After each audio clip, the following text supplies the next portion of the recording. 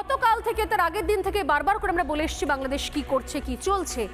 যারা বিশ্বাস করছিলেন না বা যাদের মনে হচ্ছিল যে না এতখানিও হয়তো বাড়াবাড়ি হয়নি, তাদের জন্য সাইদা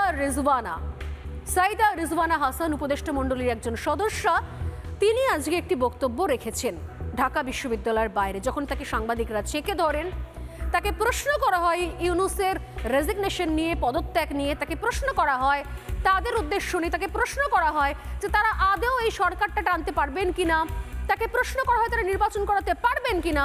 তার উত্তরে কি বললেন সাইদা রিজওয়ানা, চলুন শুনে নেওয়া যাক। শুধুমাত্র ইলেকশন করবার জন্য তো আমরা দায়িত্বটা নিইনি, যেটা আরো দুটো দায়িত্ব আছে, আমরা সেগুলো আসলে পালন করতে পারছি কিনা।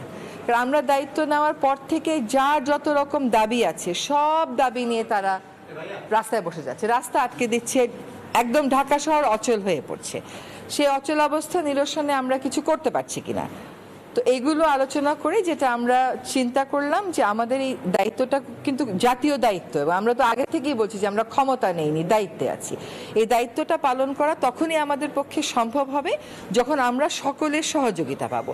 যে আমরা যদি আমাদের দায়িত্ব পালন করতে পারি তাহলেই আমাদের দায়িত্বে থাকাটা প্রাসঙ্গিক। যদি দায়িত্ব পালন করতে না পারি, আমাদের যার যার নিজস্ব অনেক কাজ আছে, তাহলে দায়িত্ব পালন করাটা আর প্রাসঙ্গিক থাকলো।